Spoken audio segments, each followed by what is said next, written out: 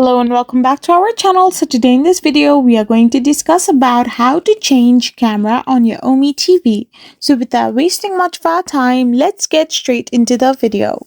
So to simply change your camera on your OME TV, if you're using a browser, then you can simply use a browser setting. Simply open OME TV in your browser like Chrome, Firefox or anything, and simply click on the camera icon in the address bar on the top left hand side of the corner. Once you do this, look for the camera and choose your desired webcam from your drop-down list. For example, if you have built-in webcam or use USB camera or OBS virtual camera as well. Now refresh the page after selecting the new camera, and this will allow you to change your camera on OME TV rather than the default one. So this is how you can simply change your camera on OME TV.